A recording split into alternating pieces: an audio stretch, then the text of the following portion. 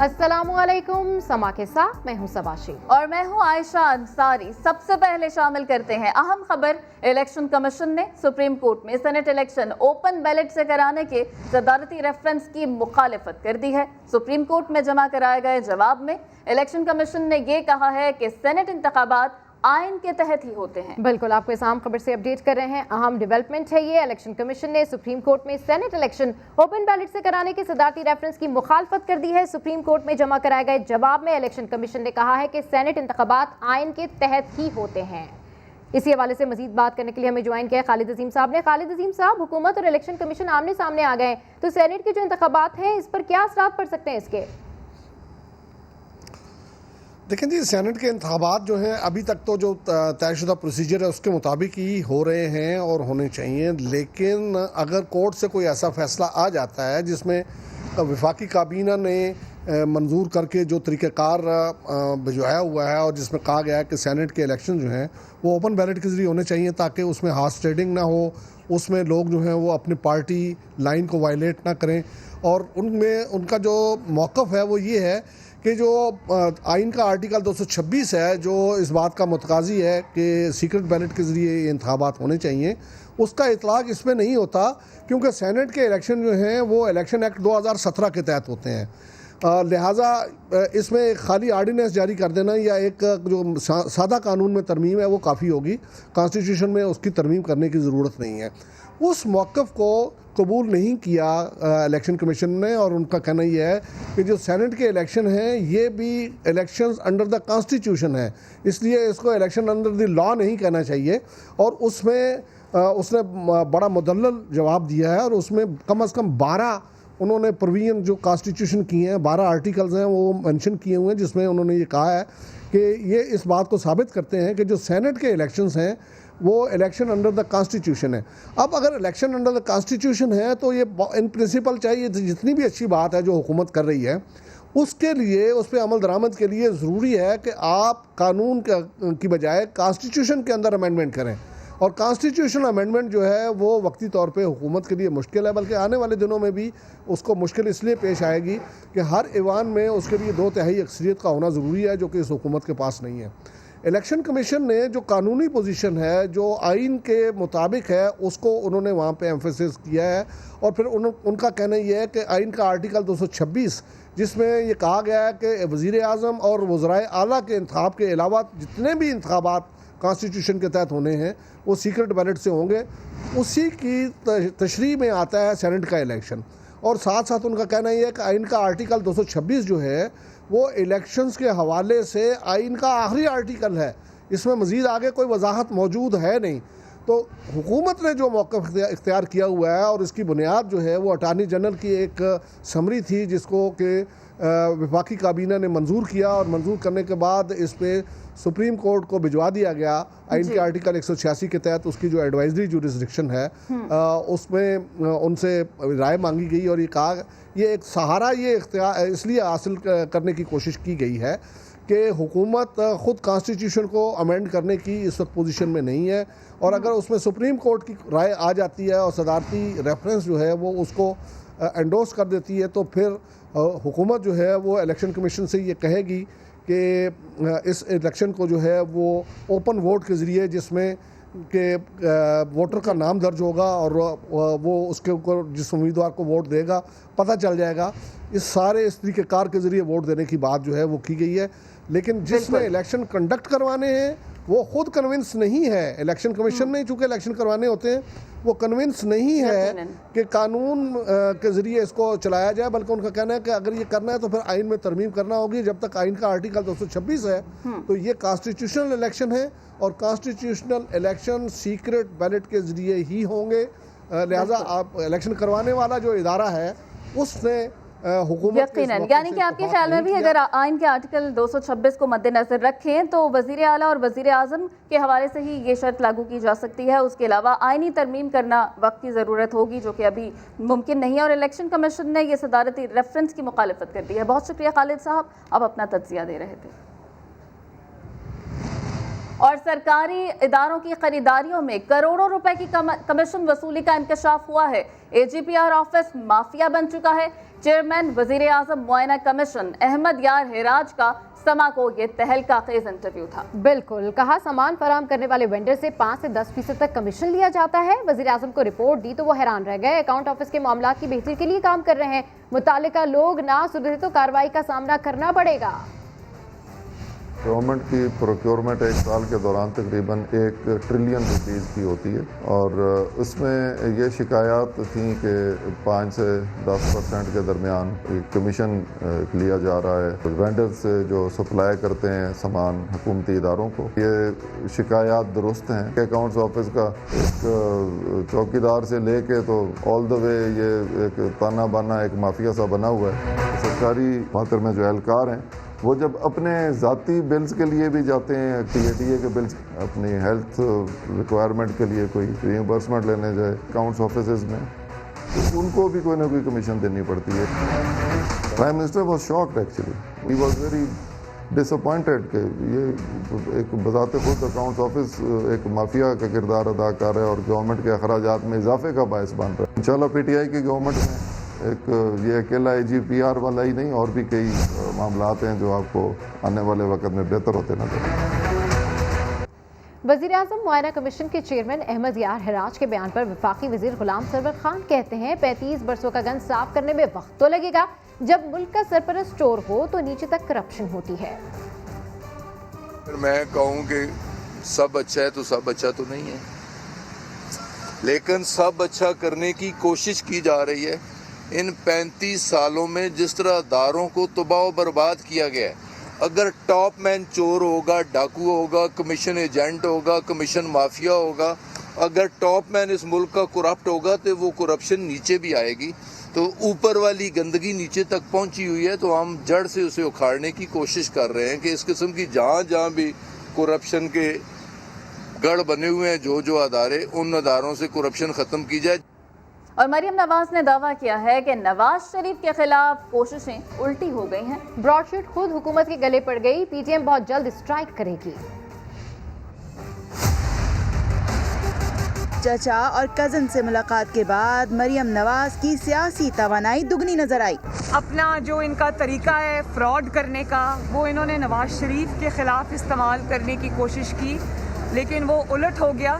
نواز شریف کی بے گناہی ایک دفعہ پھر اللہ تعالیٰ نے ثابت کر دی اور یہ خود پھنس گئے ہیں۔ مریم نواز کا کہنا تھا کہ عمران خان کو اصل خطرہ شہباز شریف سے ہے۔ جتنا وہ نالائق اور نااہل ہے اور ملک کا اس نے جو حال کر دیا ہے، تو اس کو شہباز شریف اپنے متبادل کے طور پہ لگتے ہیں، اور اس لیے وہ ان کو فاؤل پلے کر کے سیاست سے اور انتخابی میدان سے باہر رکھنا چاہتا ہے۔ لیگی رہنما کو یقین ہے کہ PDM جلد اسٹرائک کرے گی اور حکومت کو چلتا کر دے گی۔ جس طرح ان کی ہاتھ پاؤں پھولے ہوئے ہیں اور جس طرح ان کی سانسیں پھولی ہوئی ہیں، انشاءاللہ تعالیٰ وقت آنے پہ جب PDM اسٹرائک کرے گی تو سب پتہ چلے گا۔ الیکشن کمیشن کے باہر دھرنے میں 2 روز باقی رہ گئے، لیکن مریم نواز کو بلاول بھٹو کی عدم شرکت کا علم نہیں۔ امید ظاہر کی کہ شہباز شریف اور حمزہ بہت جلد رہا ہو جائیں گے۔ مجھے لاہور شہر جرائم سے بالکل صاف چاہیے، وزیر اعظم نے 2 ٹوک کہہ دیا۔ پنجاب کے امن و امان کے حوالے سے اجلاس کی اندرونی کہانی سامنے آ گئی۔ اس حوالے سے مزید جانتے ہیں نعیم اشرف بٹ سے۔ نعیم، اب تو وزیر اعظم نے بھی 2 ٹوک کہہ دیا ہے، تو کیا اقدامات کیے جا رہے ہیں؟ جی، گزشتہ روز وزیر اعظم لاہور میں تھے اور امن و امان کی میٹنگ میں پرائم منسٹر نے تو بالکل یہ کہا کہ مجھے جرائم سے پاک لاہور شہر چاہیے، لیکن اس سے پہلے ایک بہت بڑا دعویٰ کر دیا IG پنجاب انعام غنی صاحب کے جانب سے اجلاس میں۔ انہوں نے کہا کہ جرائم میں بہت حد تک کمی آئی ہے، اور پچھلے ہفتے تو ہم نے کئی گینگسٹرز پکڑے ہیں اور آنے والے دنوں میں مزید بہتری آئے گی، لیکن حقائق جو ہیں وہ اس کے برعکس ہیں، اور جس کی ڈیٹیل ابھی کچھ ہی دیر بعد ہمارے کرائم رپورٹر جہانگیر خان بتائیں گے کہ کس حد تک یہ دعویٰ درست ہے۔ دوسرا، ایک اس میٹنگ میں حیران کن طور پر پرائم منسٹر نے یہ کہا کہ یہ ذہن میں رکھ لیں کہ IG اور چیف سیکرٹری کہیں نہیں جا رہے، آپ اپنا کام پورے عزم کے ساتھ آپ اپنا کام جاری رکھیں۔ سوال یہ ضرور ہے کہ یہ انہوں نے کیوں کہا؟ 2 باتیں ہیں ذرائع کے مطابق۔ ایک تو اس سے پہلے وزیر اعلیٰ عثمان بزدار سے ان کی ملاقات ہوئی تھی، इम्कान यही है कि उन्होंने कहा होगा कि पुलिस अफसरान जो हैं और चीफ सेक्रेटरी भी, क्योंकि पिछले 4-5 बदले जा चुके हैं, तो उनमें कॉन्फिडेंस नहीं है और हर वक्त एक लगा रहता है कि हमें तब्दील कर लिया जाएगा, टाइम वो मांग रहे हैं। तो एक तो ये वजह हो, दूसरी ये भी है कि आईजी इस्लामाबाद भी तब्दील हुए हैं, इसके साथ अफवाहें शुरू हो गई थी कि ये ऐसा हो सकता है, लेकिन प्राइम मिनिस्टर के कहने पर भी वो मशकूक शक में रहेंगे, क्योंकि इसी तरह का जो ख्यालात हैं, प्राइम मिनिस्टर पहले भी आईजी, इवन जो साबिक सीसीपीओ थे उमर शेख, उनके बारे में भी कह चुके हैं, लेकिन वो भी उनको जाना पड़ा, दूसरे आईजी भी गए, चीफ सेक्रेटरी भी बदलते रहे, लेकिन फिर भी प्राइम मिनिस्टर को ये कहना पड़ा, क्योंकि खुद ही उन्होंने मुतअद्दिद दफ़ा दोनों बड़े अफसरान जो हैं, जो असल कमांडर होते हैं सूबे के, वो बदल चुके हैं, और वो कॉन्फिडेंस अब जो इस वक्त है उनको चाहिए था और वो प्राइम मिनिस्टर ने दिया।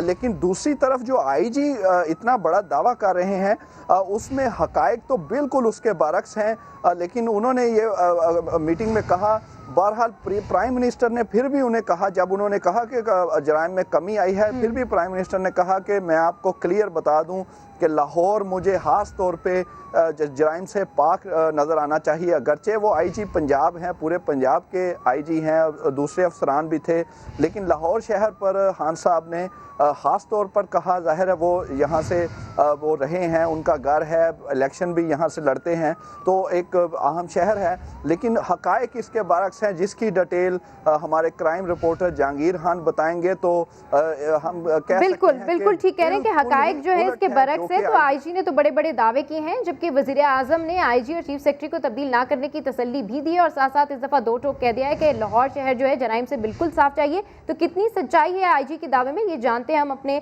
रिपोर्टर से। जहांगीर, बताइए क्या रियलिटी है, ये सब कुछ क्या चल रहा है, पुलिस क्या कर रही है? अगर आज की बात की जाए लाहौर में, तो आज एक दुकानदार को दिन दहाड़े डकैती मज़ाहमत पर डाकुओं ने फायरिंग करके शाहदरा के इलाके में कत्ल किया है, और 2 अफराद को इन्हीं डाकुओं ने शाहदरा के इलाके में एक और मकाम पर फायरिंग करके जख्मी किया है। रवां साल भी ये शहरियों को जराइम के हवाले से कोई अच्छी खबरें जो है वो नहीं मिल रही।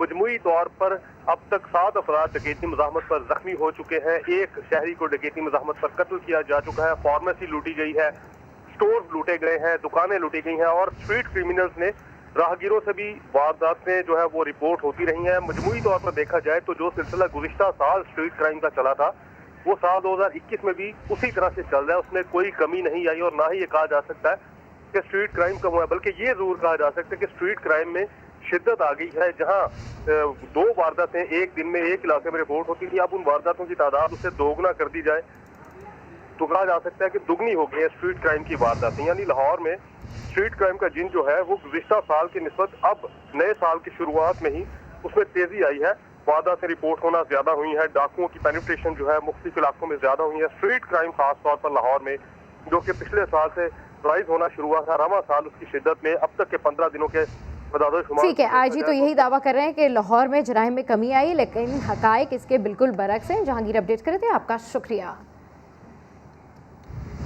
आगे बढ़े। वज़ीर आज़म के मुशीर शहबाज गिल ने तुर्क कंपनी की जानिब से दायर हत्क इज़्ज़त के दावे में बरीयत की दरख्वास्त दायर कर दी है। अदालत ने शहबाज गिल की जानिब से दायर हाजिरी मुआफ़ी की दरख्वास्त पर फैसला महफूज कर लिया। मज़ीद तफसीलात हासिल करते हैं समा के नुमाइंदे शाहिद हुसैन से। जी शाहिद हुसैन, बताइएगा हाजिरी माफ़ी की दरख्वास्त में क्या मौक़िफ़ इख्तियार किया गया है? जी, आज कमरे अदालत में जब मीडिया ने जाने की कोशिश की तो उनको पुलिस एहलकारों ने मना कर दिया कि अंदर शहबाज गिल साहब पेश हुए हैं तो मीडिया को जाने की इजाज़त नहीं है। तो इसलिए उस दरख्वास्त में उनका क्या मौक़िफ़ था ये तो पता नहीं चला, लेकिन उन्होंने एक दरख्वास्त ज़रूर अदालत में दायर कर दी है जिसमें उन्होंने बरीयत की दरख्वास्त दी है, और कहा उसमें यही है उन्होंने कि उनके खिलाफ एक झूठा मुकदमा बनाया गया है जिससे उनको बरी किया जाए। तुर्क कंपनी ने जो शहबाज गिल के एक इंटरव्यू के ऊपर उनके खिलाफ ये हद के इज्जत का जो दावा है वो दायर किया था, जिसमें आज शहबाज गिल की दूसरी पेशी हुई थी। जी ठीक है, शाहिद हुसैन अपडेट करें, आपका शुक्रिया। मजीद खबरों को भी बुलेटिन का हिस्सा बनाएंगे, लेकिन इस ब्रेक के बाद आप देखते रहिए समा। ब्रेक डाउन क्यों हुआ? चेयरमैन पाकिस्तान इंजीनियरिंग काउंसिल ने नया पेंडोरास बॉक्स खोल दिया। समा के नुमाइंदे जहीर अली खान को इंटरव्यू में बताया कि 2000 मेगावाट का गुद्दू पावर प्लांट वो बंदा चला रहा था जिसका तजुर्बा हाउसिंग सोसाइटीज में बिजली की तरसील का है। जब तक बिजली के शोबे में मौजूद गैर मुतल्लिका अफराद को हटाया नहीं जाता, मुल्क में ब्रेक डाउन होते रहेंगे। आप इनकॉम्पिटेंट बंदों को बैठाएंगे और उनकी कैपेसिटी नहीं हुई काम करने की, इस तरह के शो चलते रहेंगे। अब हमारी पाकिस्तान इंजीनियरिंग काउंसिल की ये फाइट चल रही है, आज से नहीं, जब से बनी है। प्रोफेशनल इंजीनियर्स को प्रोफेशनल इंजीनियर की जगह पे लगाया जाए। वहाँ पे जो सीओ साहब बैठे हुए 2000 मेगावाट चला रहे हैं गुड्डू, उनकी सीवी के अंदर इलेक्ट्रिफिकेशन ऑफ द सोसाइटीज है हाउसिंग की, उनको उठा के आपने पावर हाउस 2000 मेगावाट का चलाने पे लगा दिया। जिसको एक्सपीरियंस अगर उसको बैठाया जाए तो उसको समझ होती है कि मैंने कौन कौन से पिन होल्स को बंद करना है। डेनको होल्डिंग कंपनी का जो सीईओ है वो एक अकाउंटेंट है, जो उसके हाथ में पावर हाउस आया है उसने बंद कर दिया। चाहे वो मुजफ्फरगढ़ का ले लें, चाहे आप मुल्तान का ले लें, चाहे आप फेस्को का ले लें। लिख के सजेशन दी हुई है, मिनिस्ट्री को सजेशन दी है, भेजा है उनको, जिसकी एक्सपर्टीज जिस चीज के अंदर है। अगर किसी की हाई राइज बिल्डिंग में एक्सपर्टी है तो उसको लगाएं, अगर किसी की ट्रांसमिशन में एक्सपर्टी उसको लगाएं, ट्रांसमिशन के ऊपर। किसी की जनरेशन में है, पावर सेक्टर जो सबसे बड़ा इस वक्त हमें प्रॉब्लमेटिक बना हुआ, उसके अंदर एक रिफॉर्म करें। ये प्योरली इंजीनियरिंग अदारा है जिसको तबाह कर दिया इन्होंने 72 साल। सिविल ब्यूरोक्रेसी और उनके पीछे लॉबीज, वो नहीं चाहते कि ये मुल्क भागना शुरू करे। और अब शहरी कायद का रुख करें, जहां के इलाके राशिद मिन्हास रोड नीपा पुल के करीब गटर उबल पड़ा है। सीवरेज का पानी जमा होने से गाड़ियों की लंबी कतारें लग गई हैं और शहरियों को गुजरने में खासी मुश्किलात पेश आ रही हैं। मजीद जान लेते हैं अपने नुमाइंदे साद साबरी से। साद, वहां पर क्या सूरत हाल देख रहे हैं अब? यहाँ बिल्कुल मैं मौजूद हूँ राशिद मिन्हास रोड पे, और यहाँ जो नीपा चौरंगी का पुल है, गुलशन इकबाल का पुल, उस पुल शुरू होने से बिल्कुल पहले जो है वो सड़क पर गटर उबलना शुरू हो गए हैं। सड़क पर हर जगह गटर का गंदा पानी मौजूद है। मेरे कैमरामैन कामरानुद्दीन आपको दिखाएंगे, बाकायदा फव्वारों की सूरत में गटर से जो है वो पानी उबल रहा है। हर तरफ रोड पे जो है वो पानी बिखरा हुआ, जिसकी वजह से राशिद मिन्हास रोड का जो ट्रैफिक है वो शदीद मुतासिर है। अगर हम बात कर लें राशिद मिन्हास रोड की, तो 2.25 किलोमीटर तवील ये रोड है, जिस पे हर तरफ जो है वो ट्रैफिक हमें नज़र आता है। सड़क पर गंदा पानी मौजूद है। जब इलाका मकीनों से हमारी यहाँ बात ही, उनका ये कहना है कि जो शाम का वक्त होता है, बिलखुसूस जब लोग अपने घरों पर जा रहे होते हैं अपने दफातर से, तो मिलेनियम मॉल से लेकर और नीपा का जो पुल है यहाँ तक ट्रैफिक जो है वो जैम रहता है, जिसकी वजह से लोग घंटों ट्रैफिक में फंसे रहते हैं। साथ साबरी अपडेट कर रहे थे, आपका शुक्रिया। कराची की अहम सड़क सीवरेज के गंदे पानी और कचरे की लपेट में है। गुरु मंदिर से 3 हट्टी तक गुजरना शहरियों के लिए कड़ा इम्तहान बन गया है। इस हवाले से रिपोर्ट कर रहे हैं सलमान अहमद। सड़क कहाँ है पता नहीं। कराची सिर्फ कचरा ही नहीं बल्कि काले पानी की सजा भी काट रहा है। गुरु मंदिर से 3 हट्टी तक अहम शाहरा गटर के पानी और कचरे से भरी पड़ी है। 2 साल से मतलब हर 6 महीने के बाद है ना पाइपलाइन डलती है और फिर पाइपलाइन फट जाती है और फिर वही मुसीबत झेलना, घरों में पानी घुसना, घरों से बाहर पानी घुसना। इंक्वायरी ऑफिस कम, रोंचियों का अड्डा ज़्यादा बना हुआ है। साथ ही आप देख लें राशन का ये यूटिलिटी स्टोर बना हुआ है। साथ ही आप देख रहे हैं कि ये सब कुछ जो है वो कचरा कुंडी भरी पड़ी हुई है। दोनों अतराफ की सड़कों पर बहते गंदे पानी से न सिर्फ ट्रैफिक की रवानी बुरी तरह मुतासिर हो रही है बल्कि मुख्तलिफ बीमारियां भी फैल रही हैं। आमिर लियाकत साहब वो यहाँ के वो MN है, लेकिन आप ज़रा देख लें जो गांव की ज़िंदगी है वहाँ से 1000 टाइम बेहतर है वो ज़िंदगी। घर में भी यही हाल है, तमाम चीज़ें गटर बंद है तो ज़ाहिर है सीवरेज सारी ख़त्म है, सारा सिस्टम ख़राब हुआ है। वाटर बोर्ड ने जहांगीर रोड की तबाही का मलबा PWD पर डाल दिया। गलियाँ हो या सड़कें, जहांगीर रोड के मकीन कहते हैं कि इक़दामात ऐसे होने चाहिए कि इस अहम मसले से मुस्तकिल बुनियादों पर छुटकारा हासिल हो सके। कैमरामैन राशिद इशरत के साथ सलमान अहमद, समा, कराची। और लाहौर की मुश्किलात पर बात करते हुए मुस्लिम लीग नून की तर्जुमान मरियम औरंगजेब ने यह दावा किया कि शहबाज शरीफ के बुग़्ज़ में फूलों के शहर को कचरे का ढेर बना दिया गया। जिन लोगों ने मुल्क की पाई बचाई वो आज कटहरे में खड़े हैं, जबकि कट मांगने वाले वज़ीर आज़म हाउस की कुर्सियों पर मुसल्लत हैं। मजीद क्या कहा, सुनते हैं। मुल्क का दिन रात एक करके मुल्क का एक एक पाई बचाने वाले आज कटहरे में खड़े हैं, और जो बैरूने मुल्क और अंदरूने मुल्क आवाम की जेबों पर डाका डालकर मंसूबों में से कमीशन मांगते हैं, कट मांगते हैं, शेयर मांगते हैं, वो वज़ीर आज़म हाउस में कुर्सियों पर मुसल्लत हैं। वो एहतसाब जो 2.5 साल से जारी है, बदबूदार एहतसाब जिनसे लाहौर का कूड़ा उठाया नहीं जाता, उनकी आकर सिलेक्टेड वजीर आजम हर रोज तारीफ करता है। क्यों फूलों का शहर कूड़े का ढेर बना हुआ है सिर्फ शहबाज शरीफ के बुग़्ज़ में, सिर्फ शहबाज शरीफ के हसद में। सिंध में सर्दियां आते ही गैस बहरान सर उठाने लगता है। सीएनजी स्टेशंस बंद कर दिए जाते हैं, लेकिन गैस की ज़रूरियात पूरी नहीं होती। हुकूमत दावा करती है कि सिंध गैस में खुद कफील है, लेकिन फिर भी गैस नहीं मिलती। इस हवाले से मजीद जान लेते हैं रिजवान आलम से। गैस नहीं आ रही है। अब्बा गीजर तो चला दो। अब्बा गीजर कहाँ से चलाए, गैस जो नहीं आ रही। ये सिर्फ मेरी कहानी नहीं, सिंध के बसने वाले 80% शहरियों का हाल तकरीबन यही है। ये गैस सर्दियों में गायब कहाँ हो जाती है, क्या इससे भी ठंड लग जाती है? जानने की कोशिश करते हैं। सिंध में 250 से ज़ायद गैस फील्ड्स हैं, जिनसे हमारे चूल्हे जलते, कारखाने और सीएनजी स्टेशन चलाए जाते हैं। सबसे ज़्यादा गैस इसी सूबे से 69% पैदा होती है। पंजाब में 5%, KPK में 10%, बलूचिस्तान में 17% गैस पैदा होती है।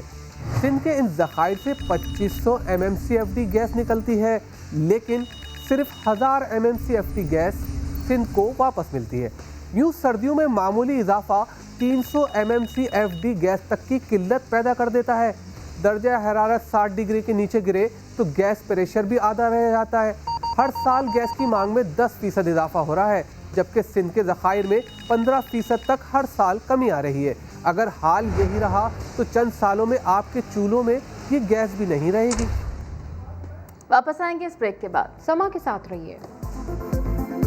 कोरोना की वबा थमने में न आई। 24 घंटे के दौरान पिम्स अस्पताल के डिप्टी डायरेक्टर समेत मजीद 45 अफराद मौत के मुंह में चले गए। सबसे ज्यादा 17 अमवात पंजाब में हुई। गुज़श्ता 24 घंटे में 2432 अफराद में कोरोना की तशख़ीस हुई। मुल्क में कोरोना के एक्टिव केसेस की तादाद 33,763 हो गई है। अब तक मुल्क में मजमूई तौर पर 5,16,770 कोरोना केसेस सामने आ चुके हैं।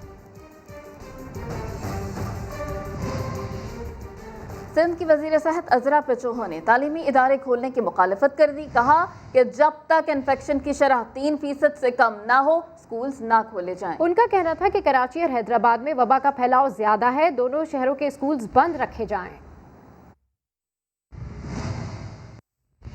मेरा मौक़िफ़ ये है कि जब तक कि जो है इन्फेक्टिविटी रेट, जो फैलने का जो है परसेंटेज है, जो शरह है, उसमें 3% से कमी नहीं आ जाती, आपको नहीं खोलने चाहिए एजुकेशन डिपार्टमेंट। लेकिन क्योंकि मौक़िफ़ यही था कि 9th और 10th के एग्ज़ाम बहुत हर्ज हो रहा है बच्चों का, तो और आप देखें कराची और हैदराबाद में तो बिल्कुल नहीं खोलने चाहिए, क्योंकि कराची हैदराबाद में फैलाव बहुत ज़्यादा है।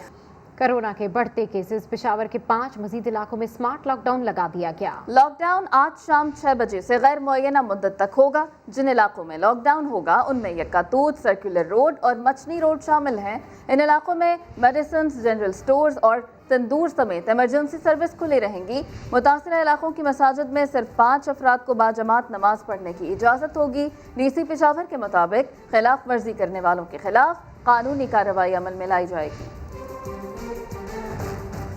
पाकिस्तान क्रिकेट बोर्ड ने पाक जनूबी अफ्रीका सीरीज के लिए मैच ऑफिशियल्स का ऐलान कर दिया। ICC एलीट पैनल में शामिल एम्पायर अलीम डार और इंटरनेशनल एम्पायर एहसन रजा पहली बार होम ग्राउंड पर टेस्ट सीरीज में ऑन फील्ड एम्पायरिंग के फराइज अंजाम देंगे। शोज़ब रजा, आसिफ याकूब, राशिद रियाज और मोहम्मद जावेद मलिक भी ऑफिशियल्स के पैनल में शामिल हैं। इस वक्त वज़ीर ख़ारिजा शाह महमूद कुरैशी प्रेस कॉन्फ्रेंस कर रहे हैं कि जुर्म की सज़ा मौत है। अब इससे बड़ी सज़ा क्या हो सकती है? लेकिन आपके ख्याल में कत्ल नहीं होते हैं, उनको पकड़ा भी जाता है, प्रोसिक्यूट भी किया जाता है, सज़ाएं भी दी जाती हैं।